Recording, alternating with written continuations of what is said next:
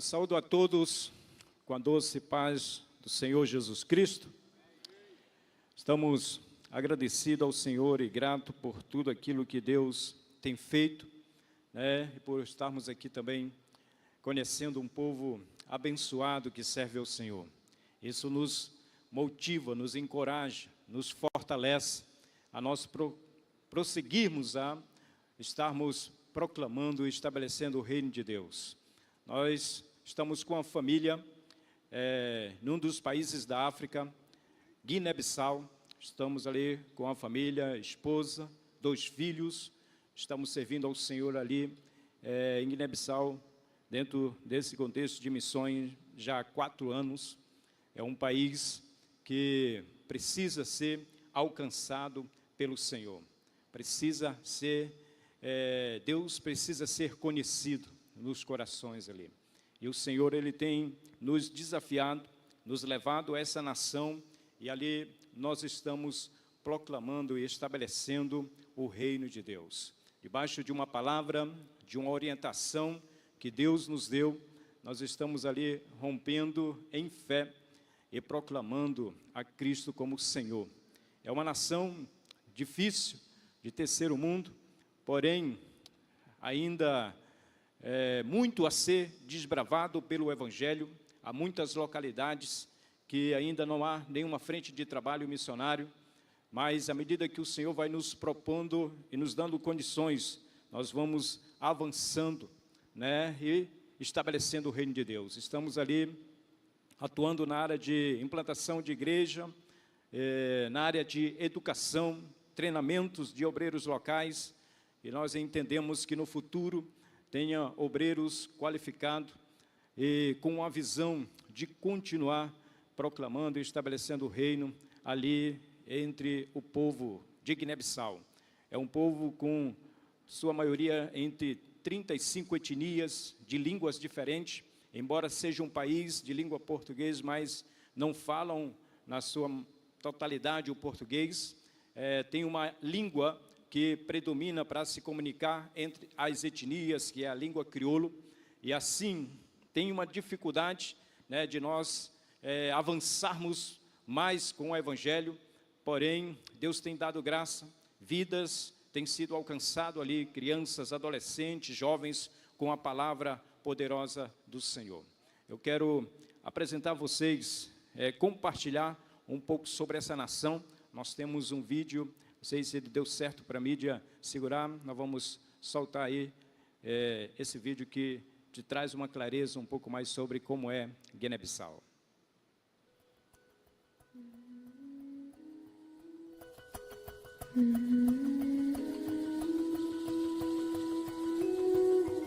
Guiné-Bissau, um país que faz parte da África Ocidental, com uma população de 2 milhões e 100 habitantes, e a sua capital é Bissau. Um país que está dividido em 9 regiões. Junto com o arquipélago, está constituído 88 ilhas.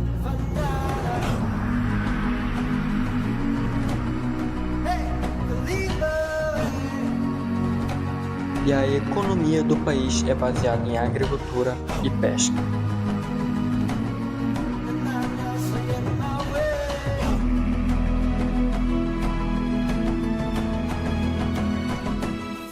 Isso é Guiné-Bissau.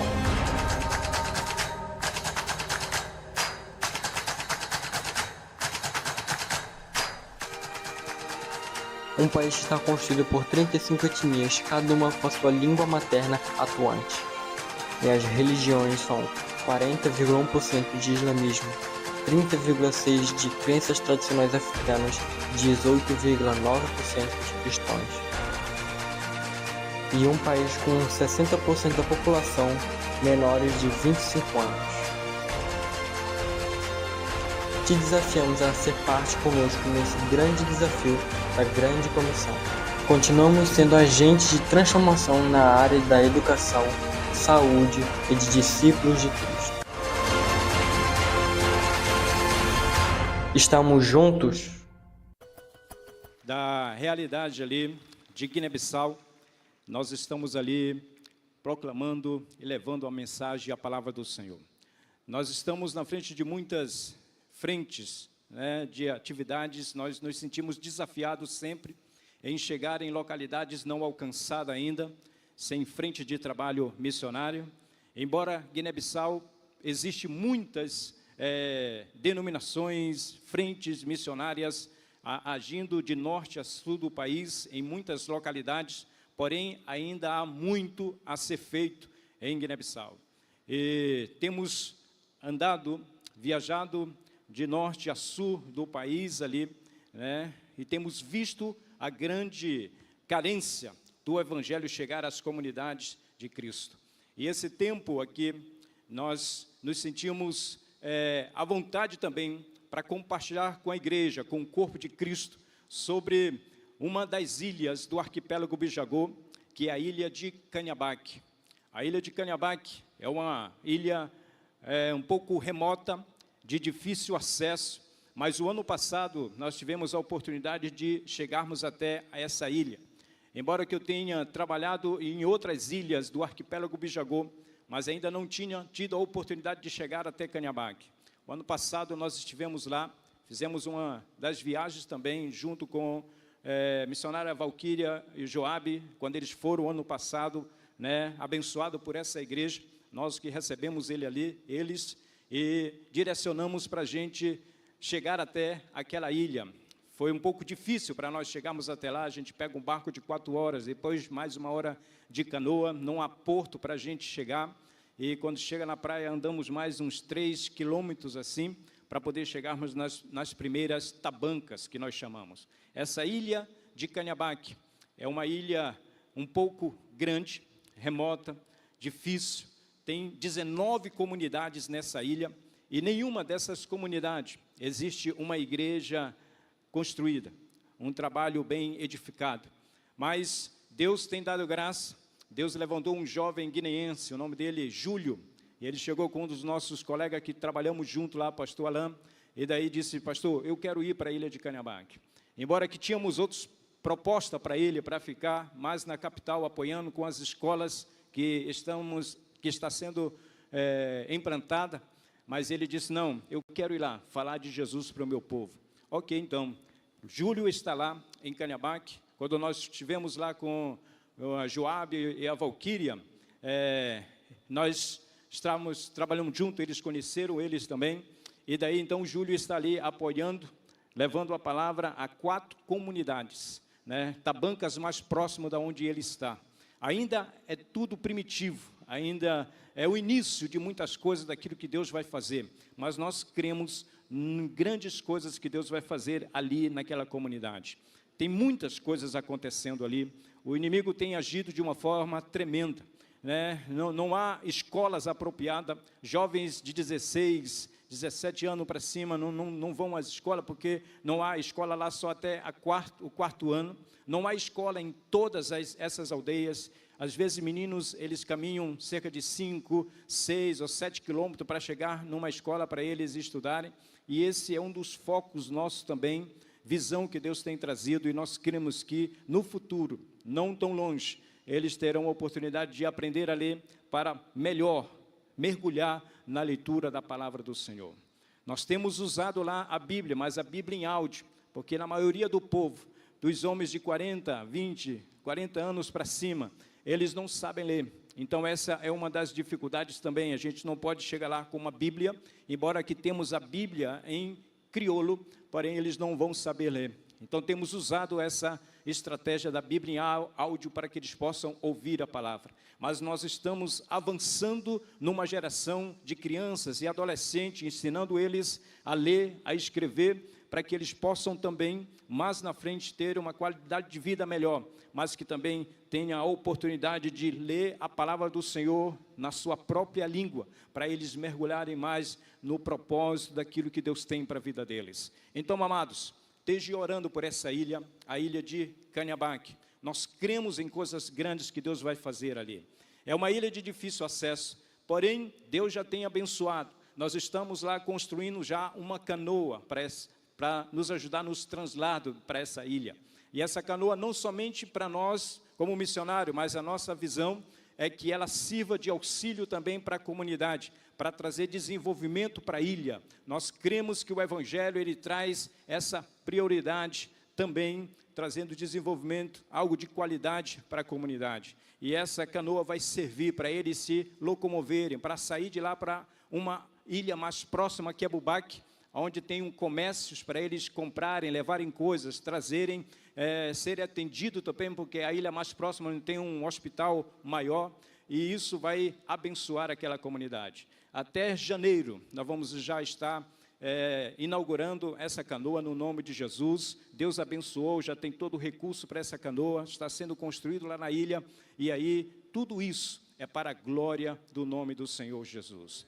Nós temos um pequeno vídeo também, que fala um pouquinho sobre essa viagem, vai te mostrar algumas imagens, algumas coisas do tempo que nós tivemos ali em Canhabaque, com a equipe proclamando a palavra do Senhor. Pode soltar, por favor.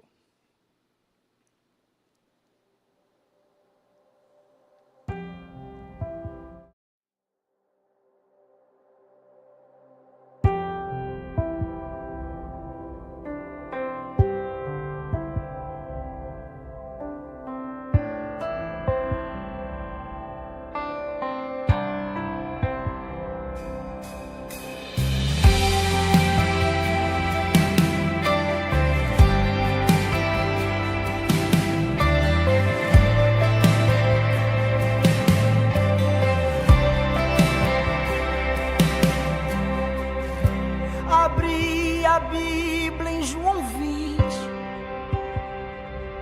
e me deparei com Maria Madalena chorando junto ao túmulo do rei. Maria levanta sua cabeça, enxugando as suas lágrimas, seus olhos ela abriu, aonde estava o corpo do mestre. 2 anjos Maria viu, que lhe perguntaram: por que choras?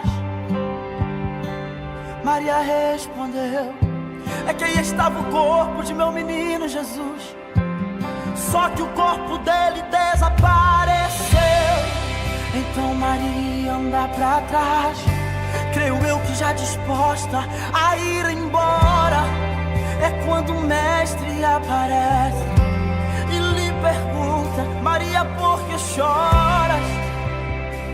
Maria, por que me busca? Maria, faça-me um favor, não me procure dentre os mortos, porque vivo eu estou.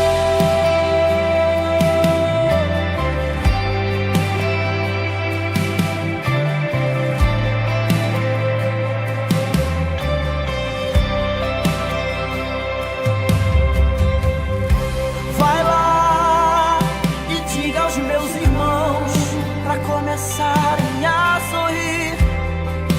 Diga que não acabou, fala que a morte eu venci. Então Maria, sem perder tempo, foi em direção aos discípulos. Ela correu e disse pra eles: meninos, senta todo mundo aí e deixa eu contar como aconteceu. O cordeiro que se entregou ressurgiu como um leão, tomou a chave do inferno com as suas próprias mãos, e houve um tremor na terra que fez o silêncio cessar. Não está na cruz, não está no topo, mas está presente aqui nesse lugar. Sinto as mãos furadas me tocar, seus olhos em chamas me observar. Venceu em vida, venceu a morte. Ilha que precisa ser alcançada pelo Senhor. Nós estamos desafiados em Deus a chegarmos ali e no futuro ter uma igreja ali. Ainda não há um local apropriado, mas no período que nós estávamos lá com Joabe e a Valquíria e o outro casal que foi da Bahia, nós oramos, nos apossamos de um local e nós cremos que ali, não muito tempo aí, vamos ter um local apropriado lá para os irmãos se congregarem. Por enquanto ainda está ao ar livre, mas eles estão indo todos os domingos ali para ouvir a palavra do Senhor nosso Deus. Então, ore por nós nesse grande desafio de igreja. Amém? Eu quero compartilhar com vocês, como igreja, uma palavra que tocou ao meu coração e que me ajudou em todo nesse contexto de missões que estou vivendo. Às vezes nós vemos essas imagens assim, muito legal, e a gente sempre busca alguns flashes, mas cada investida, cada ida, cada saída, cada dia, tem momentos que às vezes fica marcado para a gente, e às vezes nós guardamos isso dentro do nosso contexto de missões. Nós falamos nos bastidores, e em muitas ocasiões, às vezes eu paro para mim avaliar um pouco sobre o que eu estou fazendo, sobre nós, como família, o que nós estamos fazendo, e às vezes esses embaques, esse parar para analisar um pouco, nos leva a gente a fazer um balanço, do que estamos fazendo e para onde nós estamos prosseguindo. E muitas ocasiões somos pressionados pelas circunstâncias, às vezes para desistir, para parar, para voltar, diante de muitas coisas, às vezes, que se levantam. Porém, nós nos apegamos numa palavra e no direcionamento, e no ouvir o Senhor, e assim continuamos a prosseguir. Essa palavra, ela fala sobre o balanço de uma vida missionária. E isso mexeu no meu coração, e isso também tem me ajudado a prosseguir, avançando no estabelecer do reino de Deus. Então, abra a sua Bíblia aí em 2 Timóteo, capítulo 4, versículo 6 e o versículo 7. 2 Timóteo, capítulo 4, versículo 6 e o 7. Diz assim a palavra do Senhor: quanto a mim, estou sendo oferecido por libação, e o tempo da minha partida é chegado. Combati o bom combate, completei a carreira, guardei a fé. Já agora a coroa da justiça me está guardada, a qual o Senhor, reto juiz, me dará naquele dia, não somente a mim, mas também a todos quanto amam a sua vinda. Essa palavra aqui, esse texto, ele relata um pouco sobre a vida de um grande missionário, que foi o apóstolo Paulo. Esse contexto aqui, quando ele escreveu essa carta, me levou um pouco a refletir, a estudar, um pouco mais sobre isso, a entender o contexto que ele estava vivendo ali naquele momento. Ele parou um pouco para ele analisar sobre a sua vida. Ele fez um balanço sobre a sua vida. Esse grande apóstolo da fé, o apóstolo Paulo, depois dele ter percorrido impérios, atravessado mares turbulentos, enfrentado todo tipo de perseguição, e muitas vezes presos aqui, açoitado ali, ele enfrentou naufrágios, perigos no mar. Depois dele ter implantado igrejas nas províncias da Galácia, Macedônia, Ásia Menor, agora ele se encontra preso em Roma. Esse texto, quando ele escreveu, ele estava preso em Roma. Essa prisão dele foi a segunda prisão.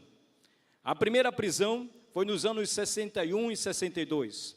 A segunda prisão nos anos 66 a 67.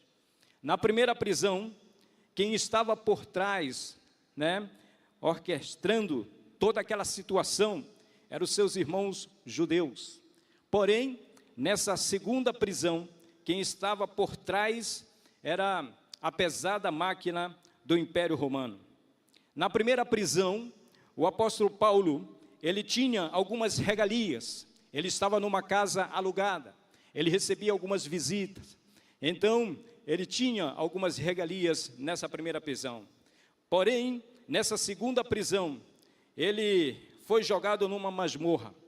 Era um local frio, úmido, de difícil, escuro, onde as pessoas, muitas vezes que eram presos ali, eles saíam leprosos, e muitas vezes já para ser morto. Assim estava vivendo Paulo nesse contexto ali.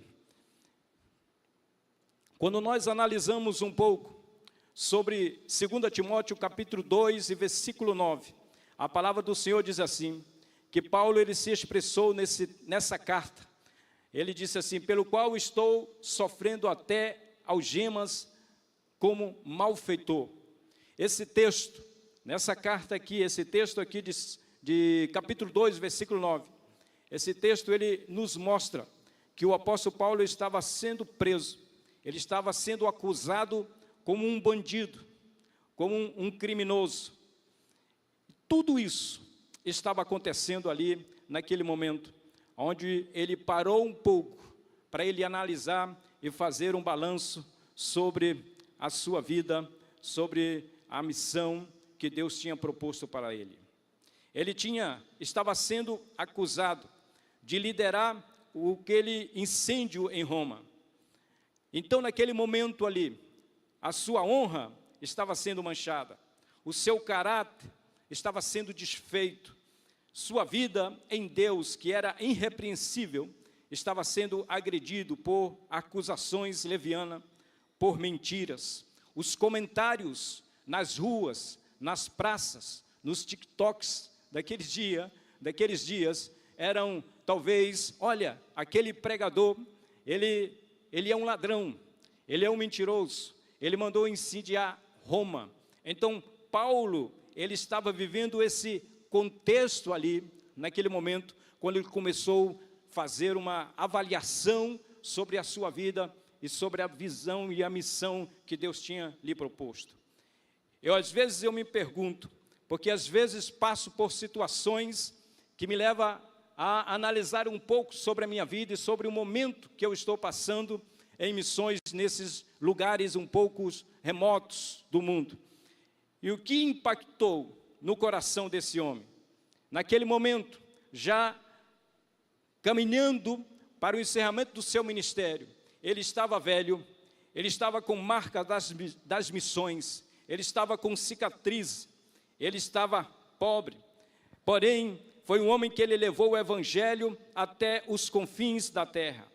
Esse era o cenário do fim da sua vida, preso em Roma, e ele estava ali fazendo um balanço final de como tinha sido a sua vida, que se tornou para nós um dos modelos para nós avaliarmos também sobre a nossa vida, aquilo que fazemos para o Senhor. Então, o apóstolo Paulo, ele avaliou tudo isso. E esse texto aqui, ele nos mostra que Paulo, ele começou a avaliar a sua vida e ele começou a olhar para o passado. E quando ele olha para o passado, está baseado lá no versículo 7. A parte A do versículo, ele diz assim, combati o bom combate. A vida cristã é uma batalha, não é um passeio. E Paulo sabia que a sua caminhada foi marcada por perseguições, prisões, açoites, rejeição, perigos, mortes, perigos de morte e também muita fome. Mas ele, avaliando sobre isso, sobre o seu passado, ele disse, olha, combati o bom combate. Combati o bom combate. Esse bom combate, por que o bom combate? Porque nesse bom combate, ele estava focalizado em salvar vidas. Nesse bom combate, ele estava focalizado em glorificar a Deus. Nesse bom combate, ele estava destruindo as obras do diabo. Para esse bom combate, ele estava edificando o reino de Deus. E nós somos conscientes disso. Todos nós, cristãos, nós passamos por batalha. Nós estamos diante de um combate a fazer. E aí, a pergunta que nos vem, você está lutando o bom combate ou você está lutando batalhas erradas? Então o apóstolo Paulo, ele avaliou sobre a sua vida, sobre o seu passado, e ele começou a visualizar tudo aquilo que ele passou, e ele entendeu que ele estava diante de uma batalha. Porém, ele colocou como título, um bom combate. Ele focalizou naquilo que Deus lhe apontava a fazer. Fazer as coisas com dedicação, fazer as coisas focalizada em estabelecer o reino poderoso do nosso Deus. Segundo ponto, Paulo avalia a sua vida, o seu chamado missionário. Ele olha para o presente, está baseado no versículo 6, quando ele diz assim: já estou sendo derramado como libação. Ele avalia a sua vida do passado, e ele avalia a sua vida e diz assim: eu fiz um bom combate. Agora ele avalia a sua vida sobre o presente, e daí ele diz assim: olha, eu estou sendo derramado como libação. Paulo vê que a sua vida, estava sendo derramado como uma oferta a Deus. Ele entendia que cada dia, quando ele pregava a palavra, cada dia, quando ele tinha a oportunidade de fazer algumas viagens, quando ele tinha, muitas vezes em prisões, muitas vezes sofrendo algum tipo de perseguição, ele estava se entregando, ele estava se derramando diante do Senhor. Então ele começa a fazer uma avaliação sobre o presente ali. Era a oferta que ele derramava diante do Senhor. Ele foi um homem que, quando ele estava avaliando sobre essas circunstâncias do seu ministério, do seu chamado missionário, ele não se lamentava, mas ele se entregava por completo, entendendo que ele estava se derramando diante do Senhor. Uma vida missionária é uma vida de derramar diante do Senhor, derramar os seus tempos, derramar o tempo, derramar o recurso, derramar as suas forças, derramar o amor, derramar a saúde. E nós nos encontramos na prática diante dessas situações. E o apóstolo Paulo, ele entendia e ele entendeu isso muito bem.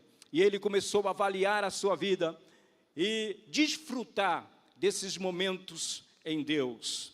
E a pergunta para nós sobre esse olhar presente do apóstolo Paulo no avaliar do seu ministério, a pergunta é: nós estamos nos derramando ou apenas pingando algumas gotas de Deus na nossa caminhada cristã? Deus tem nos desafiado, Deus tem nos chamado para nós vivermos coisas grandes no Senhor. Cada um de nós, servos de Deus, o Senhor nos escolheu e tem um propósito para nós. Tem uma batalha, tem um caminho, tem uma corrida, tem um desafio. E nós devemos entender isso muito bem para nós desfrutarmos em Deus do propósito pelo qual nós fomos criados. Deus nos chamou, Deus nos designou para nós estabelecermos o reino dele aqui na terra. Você não está fora disso, você é um escolhido do Senhor. A palavra do Senhor nos diz no Salmo 139, que quando ele nos formou, ele escreveu os nossos dias, ele preparou para nós uma batalha, ele preparou para nós um chamado, ele tem para nós um propósito de vida, para nós nos desfrutarmos disso em Deus e sermos abençoados. O apóstolo Paulo, ele entendeu isso muito bem, e ele abraçou o chamado de Deus com convicção daquilo que ele deveria fazer em Deus e no Senhor. A palavra do Senhor nos diz no Evangelho de João, capítulo 15 e versículo 16, não me escolheste vós a mim, mas eu vos escolhi, vos nomeei, para que vades e deis fruto, e o vosso fruto permaneça. Você não está fora disso, você está engajado num grande propósito que Deus tem para você. Eu não sei se aqui, ali ou acolá, mas você sabe muito bem aquilo pelo qual você está aqui. Deus te chamou a algo grande dentro de você. Você só precisa entender isso para se derramar diante do Senhor e dizer: Pai, eu estou disposto a cumprir o propósito que eu tenho aqui na terra. O apóstolo Paulo, ele avaliou a sua vida, e quando eu estudava sobre isso, essa palavra mexia o meu coração, ela fortalecia o meu chamado, E daí isso me ajuda na minha caminhada e nos desafios que Deus tem para mim. Porque de vez em quando me encontro diante de algumas situações que me levam um pouco a refletir sobre aquele momento. Eu lembro que uma das viagens que eu fiz, de Bubaque, na ilha do arquipélago Bijagô, até a ilha de Carais, era uma distância de quase 4, 5 horas de canoas, ali em meio ao mar, do Oceano Atlântico, ali que corta Guiné-Bissau.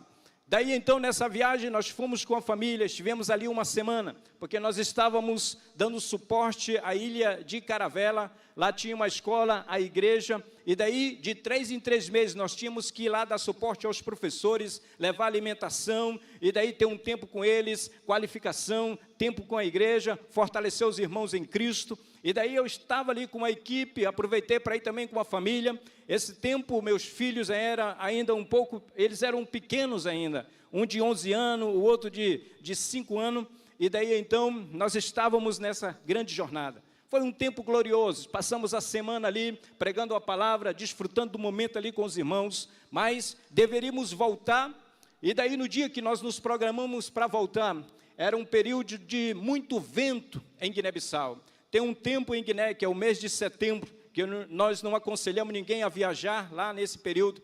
Tem dias da semana que os ventos são muito fortes, o mar fica muito agitado, o governo próprio manda parar todas as embarcações, para que não haja naufrágio ou alguma coisa pior em alto mar. E daí então, naquele dia, nós precisávamos voltar, porque eu estava com uma equipe também, que deveria pegar o voo para o Brasil 3 dias depois. E daí então nós tínhamos que sair da ilha naquele dia. E saímos, esperamos um pouco, o vento não parou. Quando o vento deu uma paradinha, nós resolvemos partir viagem. Era cerca de 4 horas de retorno.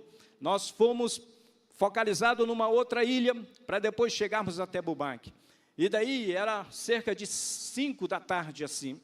E daí paramos numa ilha, analisamos o tempo e pensamos assim, bom, mais 1h30, nós vamos chegar em Bubaque. Podemos chegar lá antes de escurecer. E daí, então, tomamos a decisão junto ao capitão da canoa, e daí saímos dali daquela praia de Uno. Nós andamos cerca de uns 5, 10 minutos. O mar começou a ficar muito agitado. A canoa subia, descia, entrava água. E daí, todos os tripulantes, que não eram muito, começaram a ficar um pouco com medo. Eu estava em pé, tive que me posicionar ali, junto também com o capitão, a família, os meninos ficaram no meio da canoa, eles se cobriam com uma lona, porque as águas entravam e era aquela tribulação.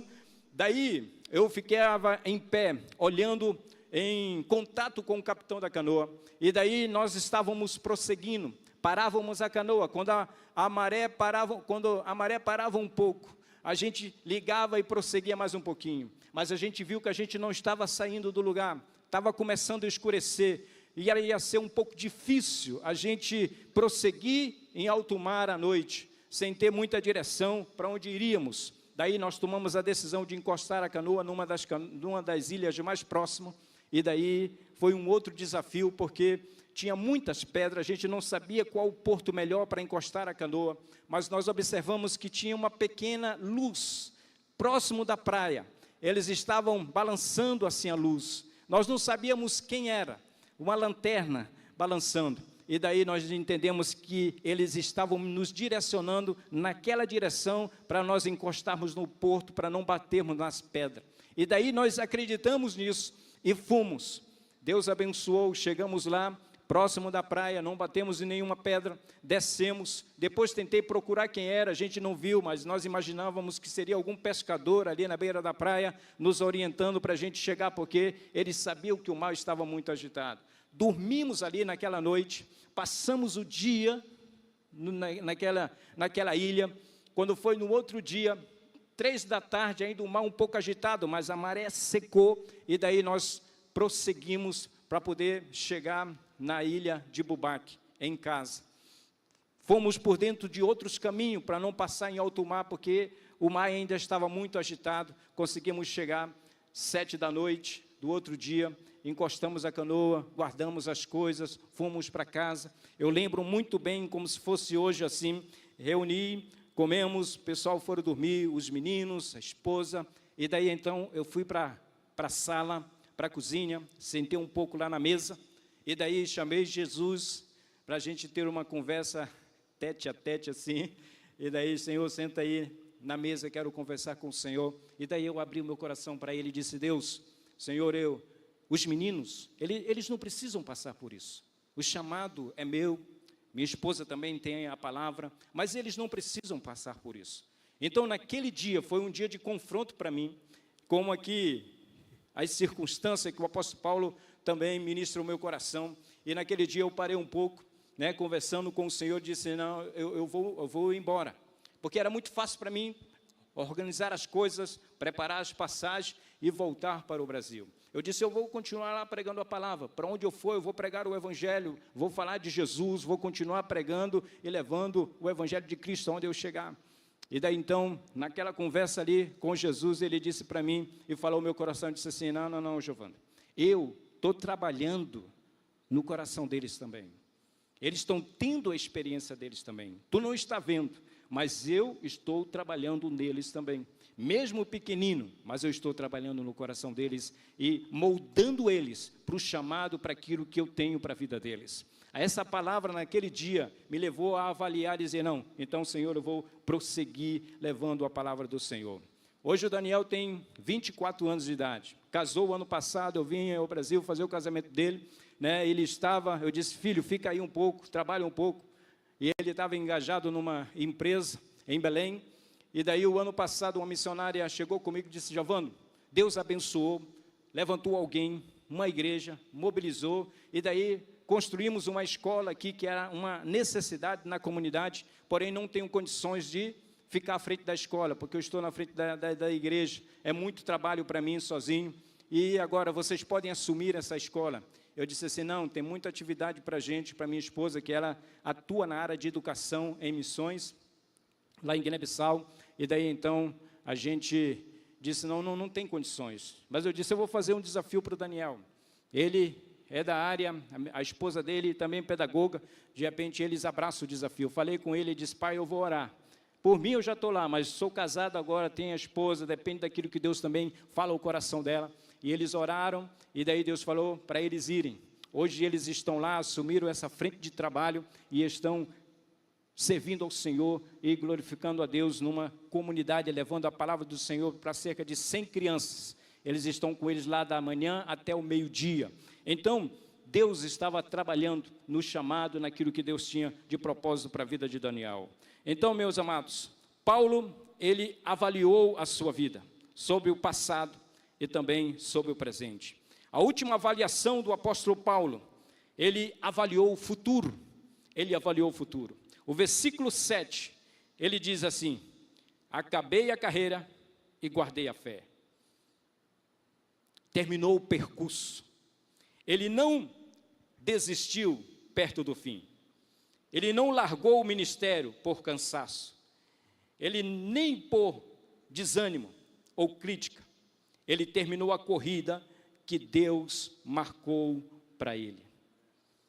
E uma coisa interessante, que nessa jornada, né, quando ele acabou a carreira, que ele guardou a fé, ele avaliando sobre isso, ele guardou a fé, a doutrina, o coração, a esperança, o compromisso.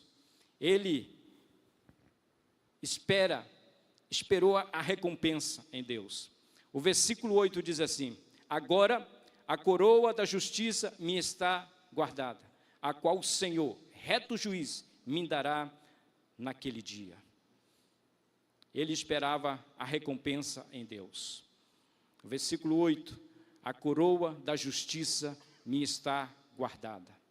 Ele não se apoiou em recompensa humana, mas ele na recompensa eterna, preparada por Cristo.